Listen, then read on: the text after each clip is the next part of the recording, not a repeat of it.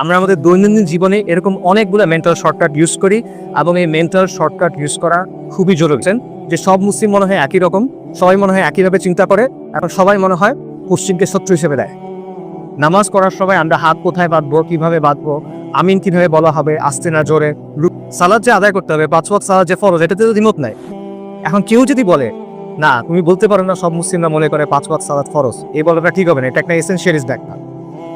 মুসলিমদের মধ্যে বিভিন্ন দৃষ্টিভঙ্গি আছে, অনেকে তো সালাদ পড়েই না, অনেকে মনে করে তিন ওয়াক্ত সালাদ, রাইট? তখন কি এটা গ্রহণযোগ্য কথা হবে না। সো একই কথা আপনি ক্লাস অফ সিভিলাইজেশনের ব্যাপারে বলতে পারেন যে ঠিক আছে বৈচিত্র্য আছে, তারপরে তো মৌলিক কিছু কোর বিষয় আছে প্রত্যেক সভ্যতার, এবং সেই বিষয়গুলোর ক্ষেত্রে পার্থক্য হতে পারে, সেই পার্থক্যের ভিত্তিতে সংঘাত হতে পারে। ঠিক আছে, এখানে আমরা ডিকোলোনিয়াল পার্সপেক্টিভটাও দেখতে পারি। এডওয়ার্ড সাইদ তাকে পোস্ট কলোনিয়াল স্টাডিজ বা ডিকোলোনিয়াল স্টাডিজের অত্যন্ত ব্যাপকভাবে তিনি এটাকে প্রভাবিত করছেন। তবে এই জায়গায় একটা পার্থক্য আছে, as far age I understand it. পার্থক্যটা হলো এডওয়ার্ড সাইদ বলেন যে হান্টিংটনের ফ্রেমিংটা ভুল এবং আসলে এখানে কোনো সংঘাত নাই। আর ডিকোলোনিয়াল স্টাডিজ বলে হান্টিংটনের ফ্রেমিং ভুল, কিন্তু এখানে আসলে একটা সংঘাত আছে, একটা লড়াই আছে। তবে লড়াইটা 90-এর দশক থেকে শুরু না, লড়াইটা শুরু কয়েক শতাব্দী আগে থেকে, কলোনিয়ালিজমের সময় থেকে। পশ্চিমারা যখন সারা বিশ্বে আগ্রাসন চালালো, সারা বিশ্বে তাদের ব্যবস্থা চাপাই দিলে, তখন থেকেই লড়াই শুরু। এবং এটা আসলে সংঘাত না, সংঘাত হয় সমানে সমানে। ইসরায়েল আর প্যালেস্টাইনের মধ্যে, ফিলিস্তিনিদের মধ্যে যখন লড়াই হয়, এটা সংঘাত কিনা না, একটা দখলদারিত্ব, একটা প্রতিরোধ। তো ডিকোলোনিয়াল স্টাডিজ বলে যে এটা হলো ইম্পোজিশন এবং রেজিস্ট্যান্স, আগ্রাসন এবং প্রতিরোধ। এই জায়গায় তাদের একটা মত পার্থক্য আছে। সো এটা হলো সভ্যতার সংঘাতের অরিজিন এবং এর ব্যাপারে নানা ব্যাখ্যা, তর্ক ইত্যাদি। এখন এই জায়গায় আমরা আমাদের জায়গায় আসি, ইসলামের জায়গা থেকে সভ্যতার সংঘাতের ব্যাপারে আমাদের অবস্থান কি, আসলে কি এখানে কোনো সংঘাত আছে কিনা। এখন আমরা এভাবে চিন্তা করতে পারি যে সভ্যতার সংঘাতের তত্ত্ব দিচ্ছে প্রথমে একটা ইহুদি জায়নিস্ট ওরিয়েন্টালিস্ট খারাপ লোক, আর এটার বিরুদ্ধে বলছে এডওয়ার্ড সাইদ যে একটা ভালো লোক, ফিলিস্তিনি লেফটিস্ট লোক, ফিলিস্তিনের পক্ষে অনেক ভালো ভালো কথা বলছে, সাম্রাজ্যবাদের সমালোচনা করছে। তার মানে সভ্যতার সংঘাত বলে আসলে কিছু নাই না, ব্যাপারটা এরকম না। এটা তো সিম্পলি চিন্তা করলে হবে না। আমরা হান্টিংটনের ফ্রেমিং বাদ দিলাম, আমরা বার্নার্ড লুইসের কথা বাদ দিলাম, আমরা ইসলামের জায়গা থেকে দেখি আধুনিক পশ্চিমা যে সভ্যতা, এটার সাথে ইসলামের সংঘাত আছে কিনা, আধুনিক পশ্চিমা সভ্যতার সাথে ইসলামের দ্বন্দ্ব আছে কিনা। অবশ্যই আছে। কেন? কারণটা হলো আধুনিক পশ্চিমা সভ্যতার বিভিন্ন তত্ত্ব আছে, বিভিন্ন মতবাদ আছে, বিভিন্ন ব্যবস্থা আছে, তাদের অর্থনৈতিক মতবাদ, রাজনৈতিক মতবাদ, সামাজিক তত্ত্ব, বিভিন্ন ধরনের কাঠামো আছে। কিন্তু এই সবগুলোর উৎসটা কি, এই সবগুলোর ভিত্তিটা কি, এই সবগুলোর ভেতরে কি আছে? এই সবগুলোর ভেতরে আপনি 3টা মৌলিক ক্যারেক্টারিস্টিক্স দেখতে পাবেন সব সময়। প্রথম ক্যারেক্টারিস্টিক্স হলো, বা প্রথম বৈশিষ্ট্য হলো, ক্যারেক্টারিস্টিক হলো যে এই সব কিছুর ভিত্তি হলো মানুষের আকল, মানবীয় বিচার বুদ্ধি। যত মতবাদ, যত তত্ত্ব, যত ব্যবস্থা, এগুলো সবকিছুর উৎস কি? মানবীয় বিচার বুদ্ধি। এটির মূল মাপকাঠি। এবং যখন মানবীয় বিচার বুদ্ধিকে মাপকাঠি হিসেবে গ্রহণ করা হচ্ছে, তখন আপনার কোন জিনিসটাকে অস্বীকার করতে হচ্ছে? আপনার আসমানি কিতাব এবং রিসালাতকে অস্বীকার করা হচ্ছে। কোনো একটা বিষয়ে ওয়াহি বলতেছে এ আর মানুষের আকল বলতেছে বি, আধুনিক সভ্যতা কোনটা গ্রহণ করবে? সবসময় সে বি গ্রহণ করবে। তার মানে হলো সে রিসালাত এবং ওয়াহির কর্তৃত্বকে অস্বীকার করতেছে, এবং এটার অনুসিদ্ধান্ত বা এটার লজিক্যাল ফলাফল হলো সে সমাজ এবং শাসনের ক্ষেত্রে মহান আল্লাহর যে কর্তৃত্ব, সেটাকে কি করতেছে? অস্বীকার করতেছে। আরো সহজভাবে চিন্তা করেন, পশ্চিমা সভ্যতার সাথে আমাদের যে দ্বন্দ্ব, এটাকে 3টা প্রশ্নের মধ্যে আনা যায়। কর্তৃত্ব কার? মাপকাঠি কি? অনুসরণীয় কে? সিম্পল। কর্তৃত্ব কার? পশ্চিমা সভ্যতা বলবে কর্তৃত্ব মানুষ, মানুষের কর্তৃত্ব, সবার উপর মানুষ সত্য, তাহার উপর নাই। মাপকাঠি কি? মানুষের বিচার বুদ্ধি, মানবীয় তত্ত্ব, মানবীয় ব্যবস্থা। অনুসরণীয় কে? অনুসরণীয় মানুষ। কোন মানুষ? সেখানে মতপার্থক্য হতে পারে। কেউ বলবে গ্রিসের ফিলোসফাররা, কেউ বলবে মধ্যযুগের পলিম্যাথরা, নিউটন বা লিওনার্দো দা ভিঞ্চি, এই টাইপের লোকেরা। কেউ বলবে বিজ্ঞানীরা, আইনস্টাইন বা এই টাইপের কেউ।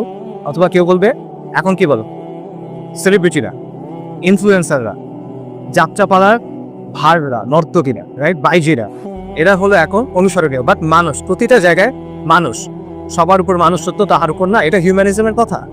আমাদের সিস্টেম, বর্তমান বিশ্ব চলে কি শুরু করে? সেকুলার হিউম্যানিজমের উপরে। আর এখানে ইসলাম কি বলো? মাপকাঠি কি? আল ফুরকান, কর্তৃত্ব কার? আল্লাহু আকবার। সবকিছুর উপরে আল্লাহর কর্তৃত্ব, সবকিছুর ঊর্ধ্বে আল্লাহ। অনুসরণীয় দৃষ্টান্তকে রাসূলুল্লাহ সাল্লাল্লাহু আলাইহি ওয়াসাল্লাম। কেন? কারণ তিনি আল্লাহর প্রেরিত পুরুষ।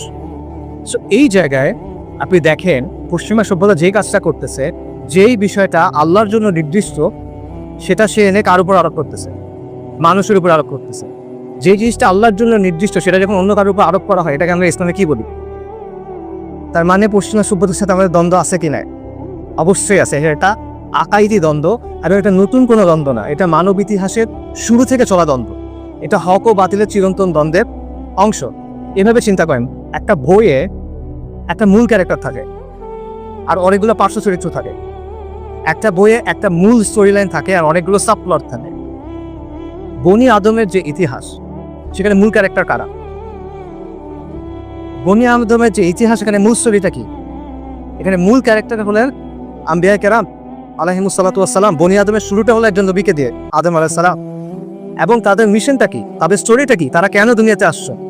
ওয়ালাকাদ বাআসনা ফি কুল্লি উম্মাতিন রাসূলান আন ইয়াবুদুল্লাহা ওয়াসতানিবুত তাগুত। প্রত্যেক কওমের কাছে রাসূল পাঠানো হয়েছে এই মর্মে যে তোমরা তাগুতকে অস্বীকার করো এবং এক আল্লাহর ইবাদত করো। রাইট? কাজেই রাসূল, এটাই হলো মানব ইতিহাসের মূল দ্বন্দ্ব। তাওহীদের সাথে শিরকে, ঈমানের সাথে কুফরের, ইসলামের সাথে জাহেলিয়াতের। রাসূলুল্লাহ সাল্লাল্লাহু আলাইহি ওয়াসাল্লামের সাথে কুরাইশের দ্বন্দ্বটা কি নিয়েছিল? এটা অর্থনৈতিক দ্বন্দ্ব, রাজনৈতিক দ্বন্দ্ব না। এই জিনিসটা নিয়ে দ্বন্দ্ব, ইসলাম এবং জাহেলিয়াতের দ্বন্দ্ব। ইব্রাহিম আলাইহিস সালামের সাথে তার পিতার দ্বন্দ্বটা কি নিয়ে? তার কওমের দ্বন্দ্বটা কি নিয়ে? সেম, ইসলাম এবং জাহেলিয়াতের দ্বন্দ্ব। একইভাবে পশ্চিমা সভ্যতার সাথে আমাদের দ্বন্দ্বটা এই দ্বন্দ্বের অংশ। এটা হক এবং বাতিলের চিরন্তন যে দ্বন্দ্ব, সেটার অংশ। এবং এই দ্বন্দ্বটা বহুমুখী। এটা শুধুমাত্র রাজনৈতিক না, এটা শুধুমাত্র অর্থনৈতিক না। অবশ্যই এখানে রাজনৈতিক দিক থাকে, এখানে অর্থনৈতিক দিক থাকে, কিন্তু এটা একমাত্র দিক না। এখানে বিশ্বাসের ভূমিকা থাকে, এখানে মূল্যবোধের ভূমিকা থাকে, এখানে সংস্কৃতির ভূমিকা থাকে। আমরা অনেক সময় খুব সিম্পলি বলি যে পশ্চিমারা ইরাকে আক্রমণ করছে বা অন্য কোনো জায়গায় আক্রমণ করছে তেলের জন্য। না, তেল একটা রিজন অবশ্যই, বাট এটি একমাত্র রিজন। এখানে আকীদার একটা সম্পর্ক আছে। সে আপনার কাছ থেকে শুধু আপনার দেশ দখল করতে চায় না, সে আলটিমেটলি কি চায়? আল্লাহ আযজা ওয়া জাল কি বলছে? ইহুদি খ্রিস্টানরা কখনো তোমাদের উপর সন্তুষ্ট হবে না যতক্ষণ না কি হাত্তা তাত্তাবিয়া মিল্লাতাহুম, যতক্ষণ না তুমি তাদের মিল্লাতের অনুসরণ করে। এবং তারা আলটিমেটলি আপনার কাছ থেকে কি চায়? তারা আলটিমেটলি চায় ইসলামের আলোটা নিভায় দিতে। এটা কার কথা? আল্লাহ আযজা ওয়া জালের কথা। ইউরিদুনা লিইউতফিউ নূরাল্লাহি বিআফওয়াহিহিম। তারা তাদের মুখের ফু দিয়ে আল্লাহর দ্বীনকে নির্বাপিত করতে চায়। রাইট? তবে সংঘাত আছে নাকি না? অবশ্যই সংঘাত আছে। এখানে আপনি দেখেন, এই কথা খালি আমার কথা না, আমাদের পূর্ববর্তীদের কথা চিন্তা করেন। পশ্চিমা সভ্যতার সাথে আমাদের যে সংঘাত আছে, এ কথা সাইয়েদ কুতুব রাহিমাহুল্লাহ বলছেন, আবুল হাসান নাদভী বলছেন, মুস্তাফা সাবরি বলছেন, মাওলানা মওদুদী বলছেন, আব্দুল কাদের আওদা বলছেন, আল্লামা আহমদ শাকির বলছেন, আল্লামা শানকিকি রাহিমাহুল্লাহ বলছেন। তারা কি নিজে নিজে বলছেন, বানায় বানায় বলছেন? না, তারা কোরআন এবং সুন্নাহর আলোকে বাস্তবতাকে দেখে এই কথা বলছেন। আমি যাদের কথা বললাম তারা তো অনেক আগে ইন্তেকাল করছে, কিন্তু যারা বেঁচে ছিলেন হান্টিংটনের বই বের হওয়ার পরে, তারাও একই কথা বলছেন। Shahed doctor সাফরা Hawali for example, তিনি স্পেসিফিক্যালি হান্টিংটনের থিসিস নিয়ে কথা বলছেন এবং উনি বলছেন, হ্যাঁ, পশ্চিমের সাথে আমাদের সব দ্বন্দ্ব আছে, এবং এই দ্বন্দ্বটা রাজনৈতিক না, এই দ্বন্দ্বটা অর্থনৈতিক না। এখানে বিশ্বাসের একটা ভূমিকা আছে, মূল্যবোধের একটা ভূমিকা আছে। এবং তিনি বলছেন পশ্চিমা সভ্যতা হলো আধুনিক জাহেলিয়া। কাজেই হান্টিংটনের ফ্রেমিং যাই হোক, বার্নার্ড লুইসের ফ্রেমিং যাই হোক, ইসলামের জায়গা থেকে আমাদের কনক্লুশন হলো, হ্যাঁ, পশ্চিমা সভ্যতার সাথে আমাদের একটা দ্বন্দ্ব আছে, এবং এটা হলো হক ও বাতিলের চিরন্তন যে দ্বন্দ্ব, সেটার অংশ। আচ্ছা, এটা হলো ফার্স্ট সেকশন। সেকেন্ড সেকশনে যাই আমরা, সেটা হলো সভ্যতার গতিপথ বা সভ্যতার উত্থান এবং পতন। সভ্যতার গতিপথ নিয়ে বিভিন্ন ধরনের দৃষ্টিভঙ্গি আছে। এই ব্যাপারে দুটা ফেমাস দৃষ্টিভঙ্গি আমি বলি, যেটা সবচেয়ে বেশি গ্রহণ করা হয়, সেটা হলো প্রগতির অবস্থান। প্রগতির অবস্থান বলে যে যত সময় যাচ্ছে তত মানব জাতির উন্নতি হচ্ছে, যত সময় যাচ্ছে তত মানব জাতির বিকাশ হচ্ছে, এবং এটা সর্বক্ষেত্রে। এটা জ্ঞান বিজ্ঞানে, এটা বৈষয়িক ক্ষেত্রে, এটা প্রযুক্তির ক্ষেত্রে, এবং ক্রুশালি এটা নৈতিকতার ক্ষেত্রে, এটা মূল্যবোধের ক্ষেত্র। ঠিক আছে? তার মানে হলো বর্তমানের মানুষ ইন অ্যান অ্যাবসলিউট সেন্স অতীতের মানুষের চেয়ে ভালো, সব দিক থেকে, বৈষয়িকভাবে, প্রযুক্তিগতভাবে, জ্ঞান বিজ্ঞানের দিক থেকে এবং নৈতিকভাবে। মূল্যবোধের দিক থেকে। একইভাবে আগামীর মানুষ, এখনকার মানুষ হচ্ছে ভালো হবে। এটা হলো প্রগতির অবস্থান, নিরন্তর প্রগতি। এটা যে একটা গ্রাফ চিন্তা করেন, এটা আপওয়ার্ড স্লোপিং। দ্বিতীয় যে অবস্থান ইতিহাসের ব্যাপারে বা সভ্যতার ব্যাপারে, এটা হলো সাইক্লিক্যাল হিস্ট্রি। যে ইতিহাসে সভ্যতাগুলোর মধ্যে একটা চক্র দেখা যায়, উত্থান এবং পতনের একটা চক্র দেখা যায়। প্রত্যেক সভ্যতার উত্থান, তাদের বিকাশ এবং তাদের পতনের মধ্যে একই ধরনের কিছু প্রবণতা, একই ধরনের কিছু প্যাটার্ন দেখা যায়। ঠিক আছে, একদম হুবহু এক হয় না, কিন্তু ধাঁচটা সিমিলার হয়। যেহেতু স্থান কাল পাত্রের তারতম্য আছে, তাই ম্যানিফেস্টেশন একটু ডিফারেন্ট হয়। ঠিক আছে, এটাকে স্প্রিং এর মতো চিন্তা করে। স্প্রিং কি করে? ঘুরে ঘুরে সামনে আগায়, রাইট? এক জায়গায় ঘুরে না, আবার সোজা আগায়। এই যে ঘোরাটা সেম, কিন্তু একটু সামনে আগাতে আগাতে। তাদের দৃষ্টিভঙ্গিটা অনেকটা এইরকম। এই অবস্থান অনেক পশ্চিমা একাডেমি গ্রহণ করছেন। For example Arnold Toynbee, Oswald Spengler, Paul Kennedy, Peter Turchin, Joseph Unwin, Pitirim Sorokin, এরা সবাই এই ধরনের অবস্থান গ্রহণ করছেন। তবে সাইক্লিক্যাল হিস্ট্রির মূল যে ধারণা, এটার ক্ষেত্রে সবচেয়ে বিখ্যাত যে ব্যক্তি ধারণা দিয়েছেন সেটা হলো ইবনু খালদুন। ইবনু খালদুনের চিন্তা থেকে বাকি সবাই কোনো না কোনোভাবে প্রভাবিত, এটা মনে হয় বলা যায়। ইবনু খালদুনের দৃষ্টিভঙ্গিটা কি সভ্যতার ব্যাপারে?